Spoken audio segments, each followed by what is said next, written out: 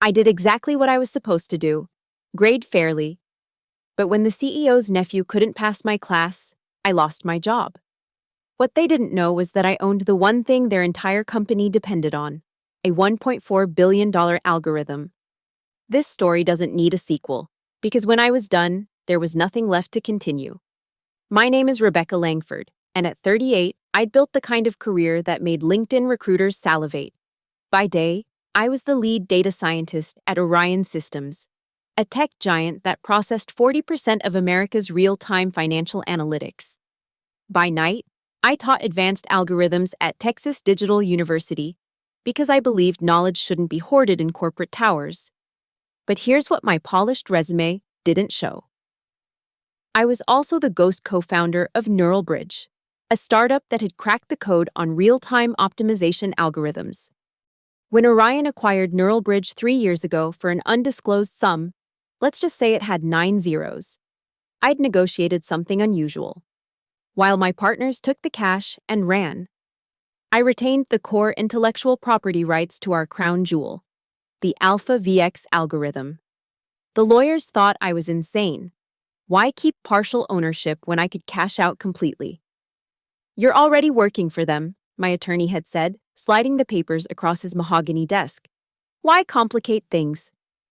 Because I'd learned early that in tech, ownership is everything. The contract was elegant in its simplicity. Orion had full usage rights to Alpha VX as long as I remained an employee in good standing. The moment that changed, the rights reverted to me. It was a safeguard I'd insisted on, buried in subsection 47C of a contract so dense that even Orion's legal team had glossed over it. At Orion, I was known as the data whisperer, the one who could make sense of chaos, who could find patterns in noise that others missed. My colleagues respected me, even if they found me aloof. I didn't do office politics. I didn't do happy hours or team-building retreats. I came in, I solved problems that kept our platform running, and I left. The executive floor knew my value, every quarter. When our analytics platform prevented another $1 million trading error or optimized another supply chain, saving clients billions, they knew it was Alpha VX humming beneath the hood. And Alpha VX was mine, not in the way an employee owns their work, but in the way an artist owns their masterpiece, even when it hangs in someone else's gallery. I'd built myself a fortress of competence and legal foresight. I was untouchable. Or so I thought. Until Brandon Tully walked into my classroom that September evening, reeking of entitlement and Axe body spray, his last name a poison pill I wouldn't recognize until it was too late. Brandon Tully slouched into my advanced algorithm design course 3 weeks late, dropping his designer backpack with a thud that made half the class turn. I recognized the type immediately, the kind who confused a trust fund with intelligence, who thought surnames were substitutes for effort. Professor Langford? He didn't wait for confirmation. "My advisor said you'd catch me up." I handed him the syllabus without looking up from my laptop. "Office hours are Thursdays, 4 to 6. That was our first interaction, and it set the tone for everything that followed. Brandon attended maybe half the classes, always sitting in the back row, AirPods barely hidden beneath his strategically mussed hair. When he did engage, it was to challenge concepts he clearly didn't understand, dropping names of tech influencers like they were gospel. The turning point came with the midterm project, a practical application of optimization algorithms. The assignment was straightforward. Develop an algorithm to solve a real-world logistics problem. Document your process and present your findings. It counted for 30% of the grade. Brandon's submission arrived at 11:59 p.m. on the due date. As I opened the file, my stomach dropped.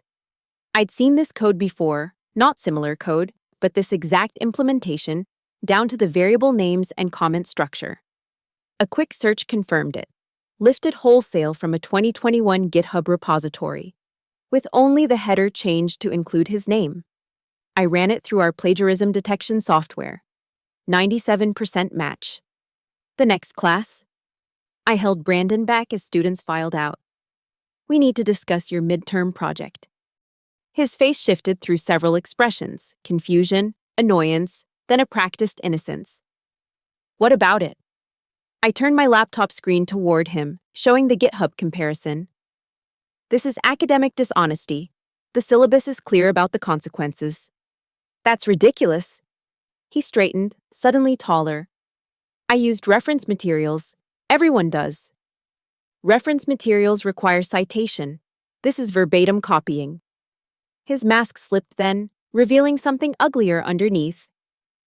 Do you know who I am? A student in my class who submitted plagiarized work. I'm Brandon Tully. My uncle is Grant Tully. He paused, waiting for recognition to dawn. The CEO of Orion Systems, your boss? I closed my laptop slowly. Mr. Tully, your uncle's position doesn't change the academic integrity policy. You'll receive a 0 for the project. You can still pass the class if you perform well on the remaining assignments. His face flushed deep red. This is bullshit. I'll have you. The meeting is over. If you wish to appeal, the process is outlined in the student handbook.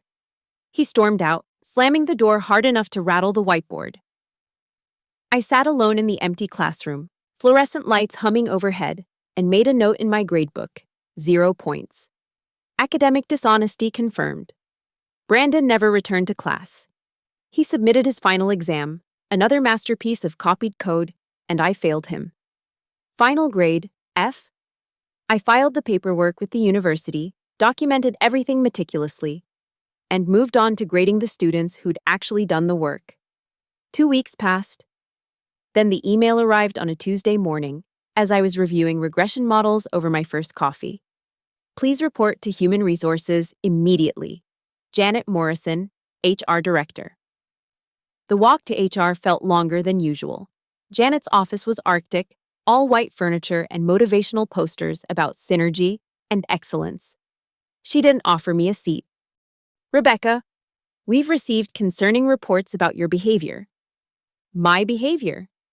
She slid a paper across the desk. Harassment of a student, creating a hostile learning environment, damaging the company's reputation. I scanned the document, each accusation more absurd than the last. This is about Brandon Tully's grade. He plagiarized. The decision has been made. Janet's voice was flat, rehearsed. Your employment is terminated, effective immediately. Security will escort you to collect your belongings. I have contracts, projects in progress. All materials remain company property. Your access has been revoked.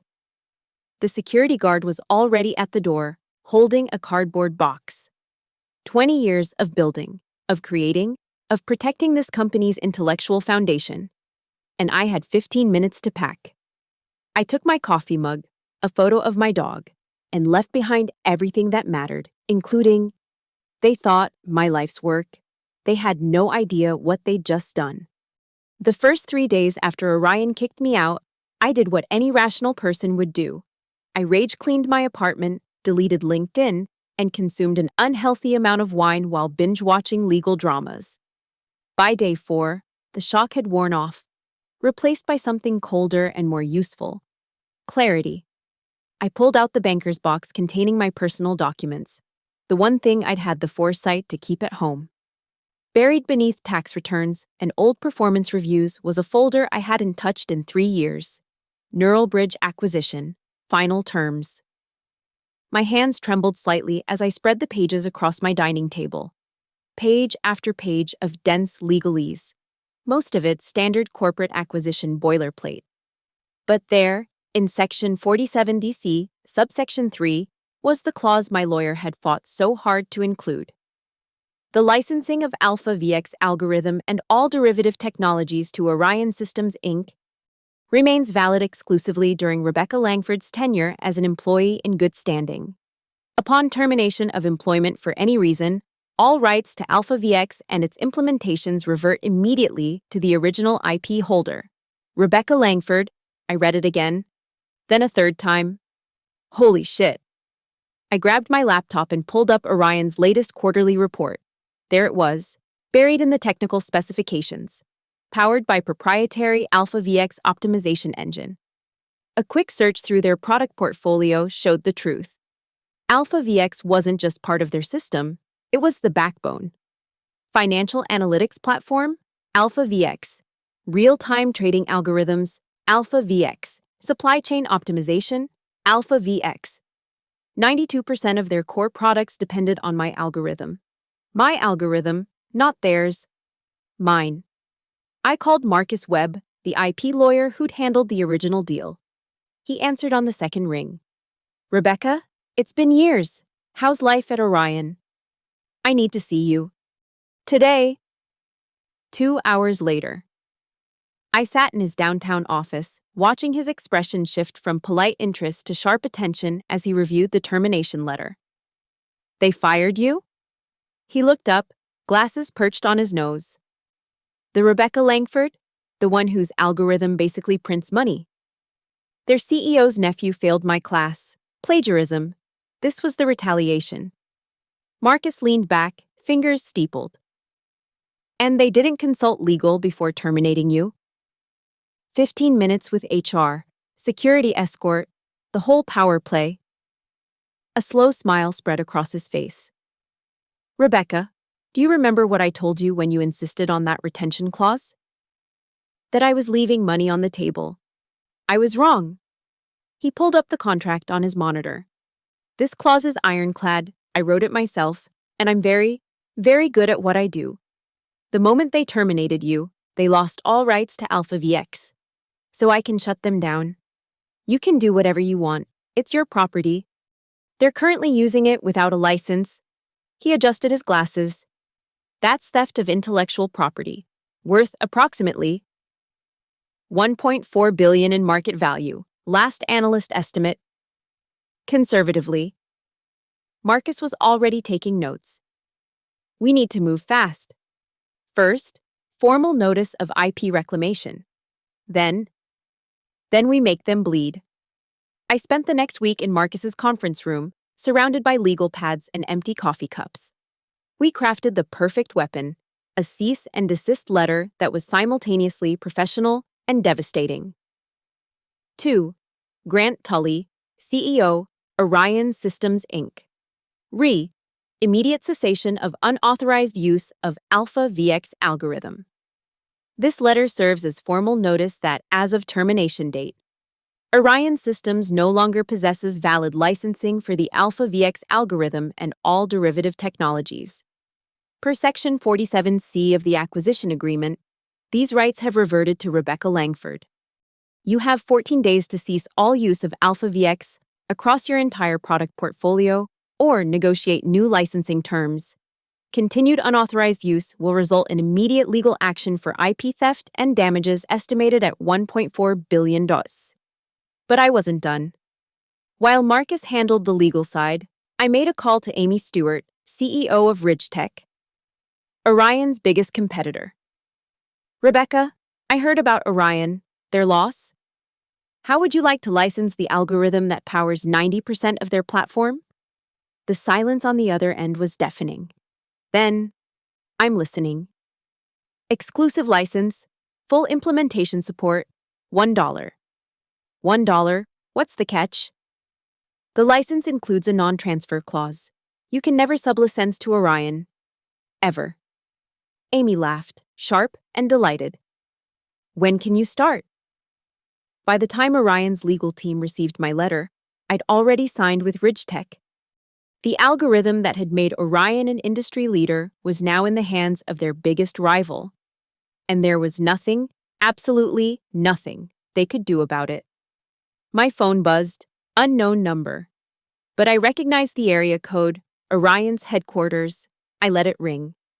The call started at 7 a.m. on day 15, one day after my cease and desist deadline expired. First, it was junior lawyers, their voices tight with barely concealed panic. Then, senior counsel. By noon, Grant Tully himself was blowing up my phone. I watched it ring, his name flashing on the screen like a warning siren, and felt nothing but cold satisfaction. Marcus had advised me to let them sweat. Desperation makes for bad negotiations, he'd said. So I waited, monitoring Orion's systems through public channels and industry contacts. The meltdown was beautiful in its thoroughness. Day 16. their flagship financial analytics platform started throwing errors. Clients reported delays in real-time processing. Day 17.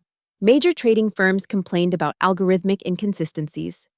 2 Fortune 500 companies threatened to pull their contracts. Day 18. Orion's stock price dropped 12% in pre-market trading. That's when the email came from Grant Tully himself.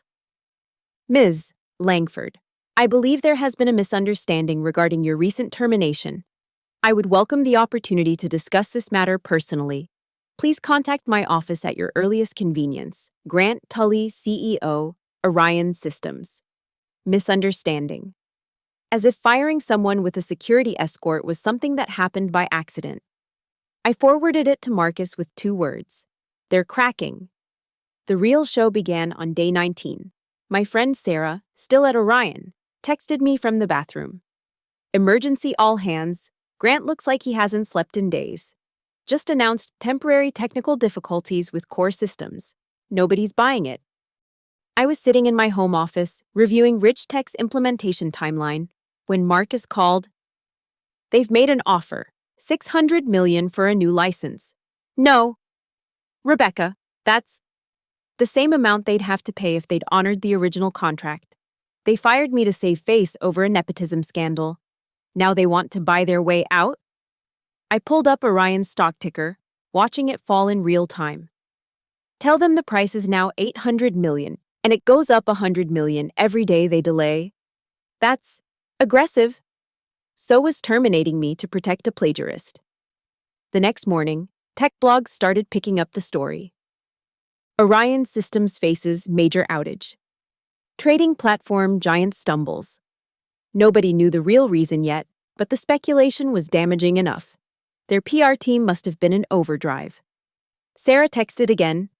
Brandon Tully just got escorted out by security. Same treatment you got. Poetic justice? Not quite. But it was a start. Day 21 brought a new player. Harrison Crowe, chairman of Orion's board. A man who'd built his reputation on fixing unfixable situations. His email was different. No corporate speak, no veiled threats. Rebecca, I've reviewed the situation. Mistakes were made. I'd like to discuss how we move forward, not backward. Forward. Harrison. I agreed to a video call, curiosity getting the better of me. Harrison's face filled my screen, weathered and pragmatic. I'll be direct, he began. Grant Tully is family, but he's an idiot. Firing you over his nephew's academic failures was indefensible. The board is concerned. Concerned that you're hemorrhaging money? Concerned that we lost someone irreplaceable over nothing. He leaned forward. What do you want, Rebecca? Really want? I wanted to do my job. Teach my students without political interference. Build systems that mattered. I paused. That's no longer possible at Orion. What if Grant were no longer an obstacle? I kept my face neutral, but inside, pieces were clicking into place. The board's lost confidence. Let's say the board is exploring options, but we need stability first. We need Alpha VX back online. Ridge Tech has an exclusive license now. His face tightened. I'm aware. Amy Stewart sends her regards. By the way, says you're the best hire she never had to make. Then you understand my position. I understand you've made your point. Brilliantly. But destroying Orion won't undo what happened to you. No, I agreed. But it does ensure it won't happen to anyone else. Harrison was quiet for a long moment. The board meets Monday. Whatever happens there. Would you consider a consulting arrangement, not employment, consulting, on your terms? My rate is $5,000 an hour, minimum commitment of 6 months, and Grant Tully issues a public apology for wrongful termination. That's considerable. That's non-negotiable. Oh, and Harrison? The $800 million license fee stands. $900 million as of tomorrow. His laugh was rueful. You learned well from this industry. No, I corrected. I learned from you people exactly what not to become. After he disconnected, I sat in the gathering dusk of my office, watching Orion's stock price flutter like a dying heartbeat. In 4 days, I'd taken apart what they'd spent years building, using nothing but the contract they'd forgotten to read and the algorithm they'd never truly owned. Marcus texted, "Board meeting Monday. My sources say grants out. You won." Had I? Or had I simply shown them the cost of treating people as disposable? Either way, Monday would bring answers. By Monday morning, Orion Systems was in full crisis mode. Their stock had dropped 28% since my deadline passed. The Wall Street Journal ran a piece titled "Tech Giant's Mysterious Meltdown," and Eurazir Orion outage was trending on Twitter. I watched it all unfold from my kitchen table, coffee cooling while I scrolled through the digital carnage. At 9 a.m. sharp, my phone rang. Harrison Crow. "The board has reached a decision. Grant Tully has been placed on administrative leave pending a full investigation. I've been appointed interim CEO. His voice was carefully neutral. "We'd like to schedule a meeting to discuss the licensing situation. My terms haven't changed, 900 million as of today. Actually, we'd like to discuss a different arrangement, in person, this afternoon, if possible." I agreed, more out of curiosity than anything else. The meeting was set for 2 p.m. at Orion's headquarters, the same building I'd been escorted from 3 weeks earlier. Walking through those glass doors felt surreal. The security guard who'd escorted me out wouldn't meet my eyes as he handed me a visitor badge. The elevator ride to the executive floor stretched endlessly, each floor counting up like a timer on a bomb. The boardroom was packed. Harrison sat at the head of the table, flanked by board members I recognized from annual reports. Grant Tully's chair sat conspicuously empty. But what caught my attention was Brandon Tully, sitting at the far end, looking like he'd aged 5 years in 3 weeks. "Thank you for coming, Rebecca." Harrison gestured to a chair. "Before we discuss business, Brandon has something to say." The nephew stood, hands shaking slightly. Gone was the arrogance, replaced by something raw and desperate. "Professor Langford, I need to apologize. I cheated. I used my uncle's position to try to bully you. When that didn't work, I lied to get you fired." He swallowed hard. "I've been expelled from the university, my trust fund's been frozen, and I've been asked to make this right." I studied him. This boy who'd cost me my job, who'd triggered this entire catastrophe. "Why should I believe you're sincere?" "Because I've lost everything too." His voice cracked. "My uncle won't speak to me. My family. They're ashamed. I destroyed a company because I was too lazy to do my own work." "You didn't destroy anything," I corrected. "You were just the match. Your uncle's arrogance was the gasoline." Harrison cleared his throat. "Which brings us to our proposal. The board has authorized the 900 million licensing fee. Additionally, we're prepared to offer you a position as Chief Technology Architect, reporting directly to the board, not the CEO, compensation package of 12 million annually, plus equity." "I already told you."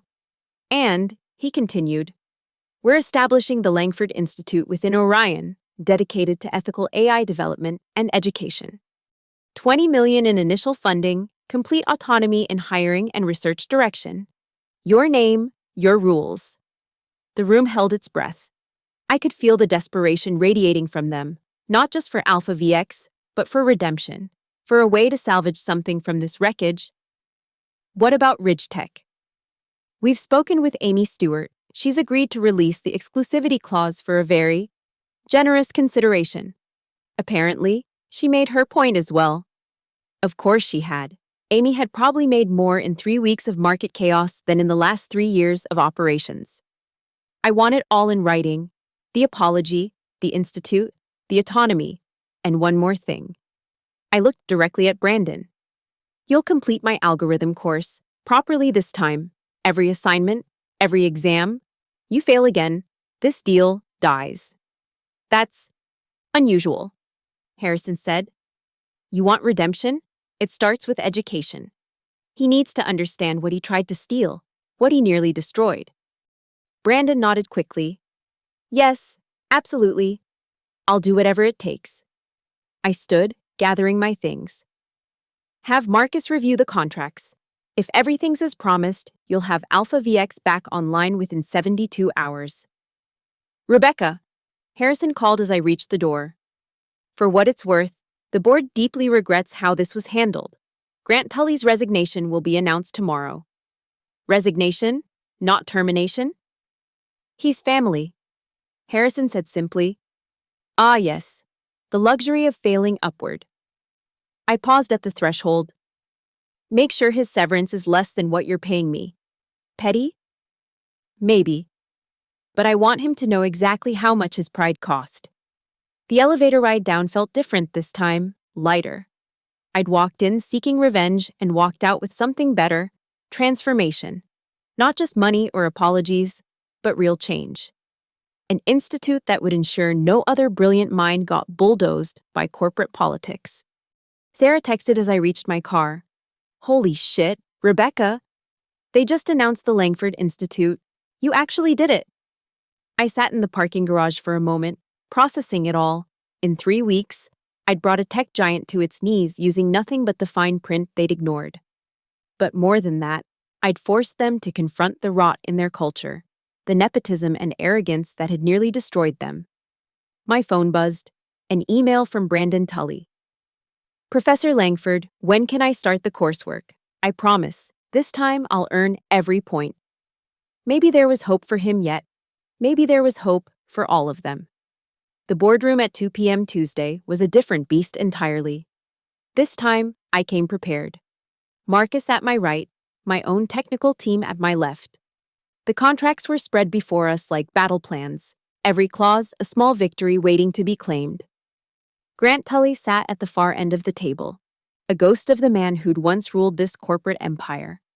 His resignation had been announced that morning, sending Orion's stock up 5% on relief alone. He couldn't meet my eyes, focusing instead on the wood grain of the table as if it held the secrets to reversing time. Before we proceed, I said, my voice cutting through the awkward silence, I need to hear it from you. Grant, the apology. His jaw tightened.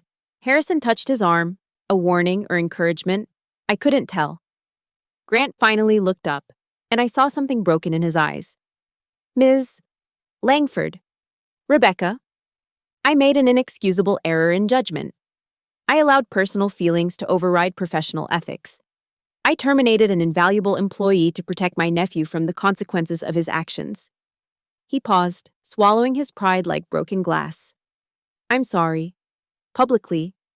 Privately. In every way that matters. I'm sorry. That's a start, I said. Now say it to them. I gestured to the board members.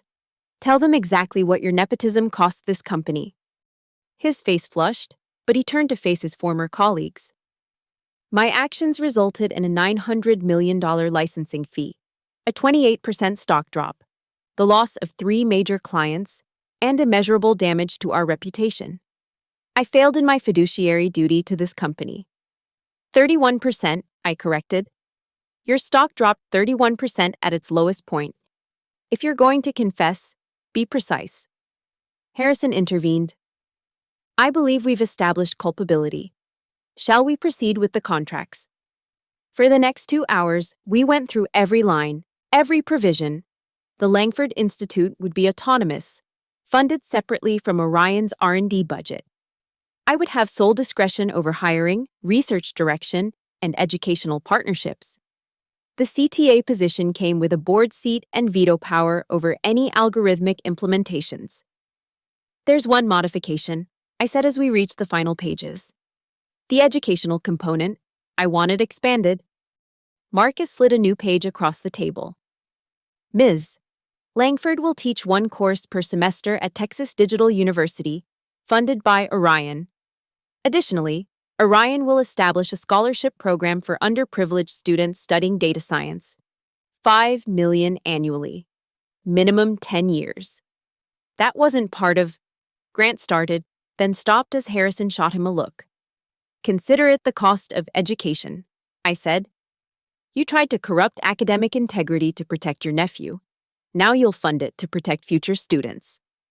The CFO ran quick calculations. That's an additional 50 million commitment.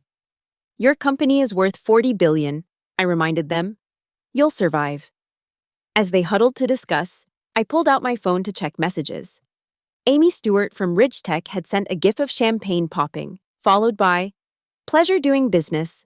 I made enough in 3 weeks to fund my own R&D for the next decade. Drink soon." Brandon Tully sat silently through it all, occasionally stealing glances at me. During a break, he approached hesitantly. "Professor Langford, I've been working on the first assignment, the real one, not—" He trailed off, shame coloring his features. "Could I show you my approach?" I studied him, this boy who'd been handed everything and learned nothing until it all came crashing down. "Office hours are Thursdays, 4 to 6. Email me to schedule. I'll be there, every week, I promise." Promises are worthless, I told him. Show me with actions. When we reconvened, Harrison presented the board's decision. All terms accepted.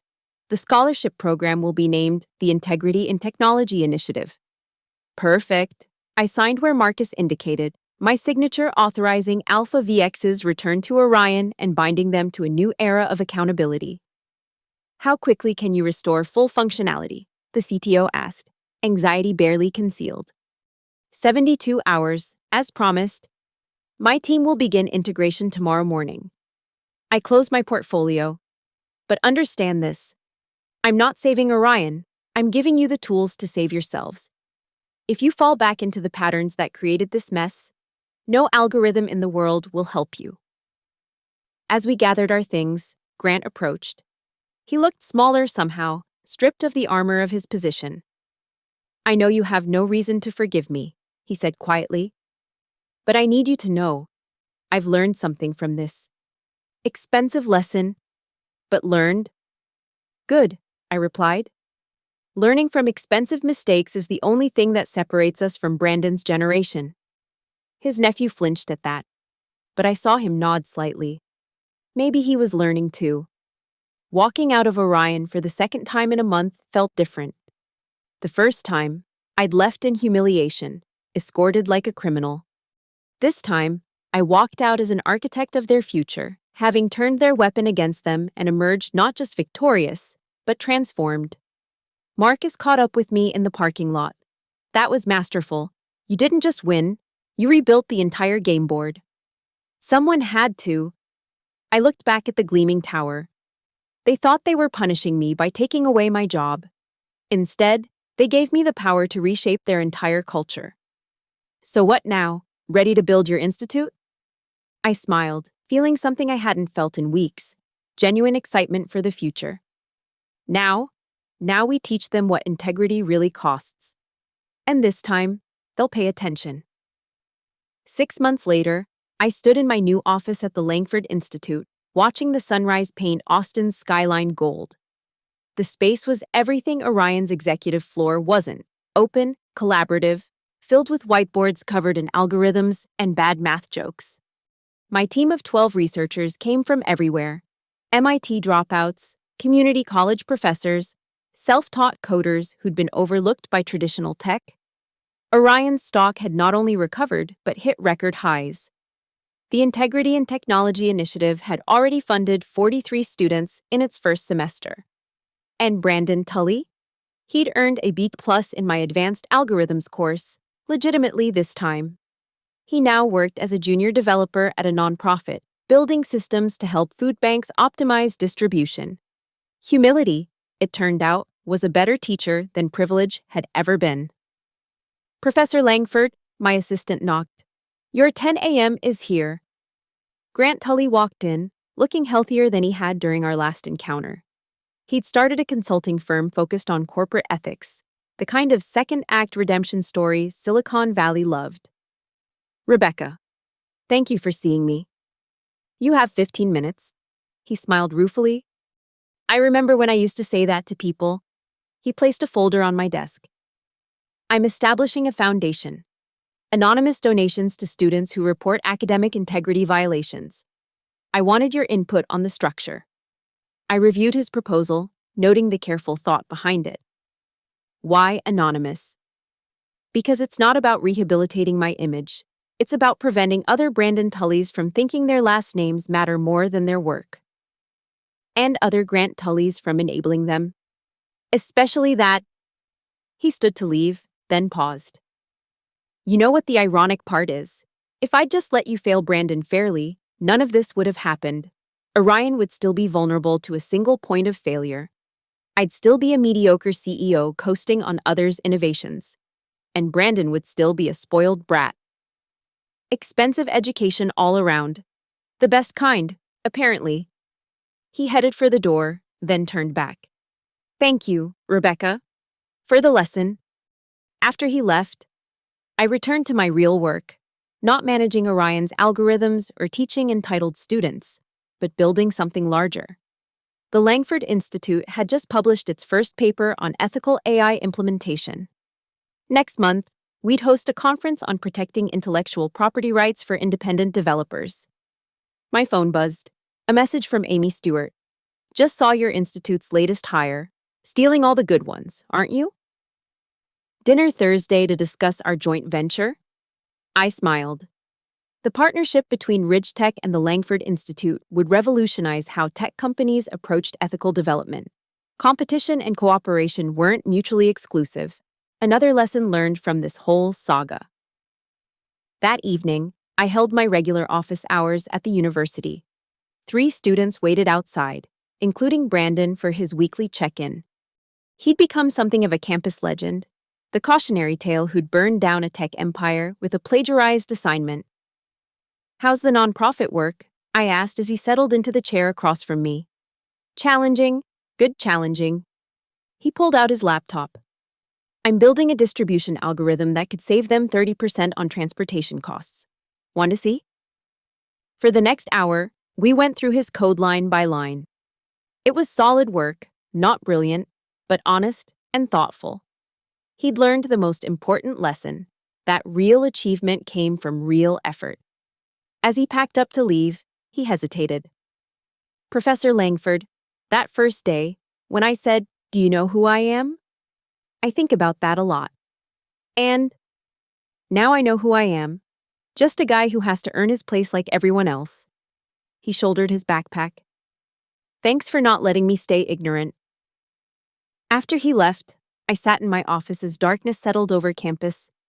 The girl who'd been escorted out by security now held the keys to a $40 billion company's future. The algorithm they'd tried to steal was worth more than ever. And the nephew who'd started it all was finally learning what his uncle never could. That power without integrity was just weakness waiting to be exposed. I pulled up my lecture notes for tomorrow's class on ethical algorithm design. The first slide was a simple statement. Your code is only as strong as your character. They'd fired me for refusing to compromise that principle. In return, I'd taught them its true value, $950 million. A restructured company, and a generation of students who'd learned that integrity wasn't optional. It was the algorithm that made everything else work. The story didn't need a sequel because the ending wrote itself every day, in every student who chose honesty over shortcuts, every company that valued merit over connections, every algorithm built on a foundation of integrity. Sometimes the best revenge isn't destroying your enemies, it's forcing them to become better than they ever thought possible. And that's worth more than any algorithm could ever calculate. Thank you so much for listening to this story. I'd love to know where you're tuning in from. Drop a comment below and let's connect. If you enjoyed this tale of corporate justice, please subscribe to the channel and share your thoughts. What would you have done in Rebecca's position? Let me know in the comments.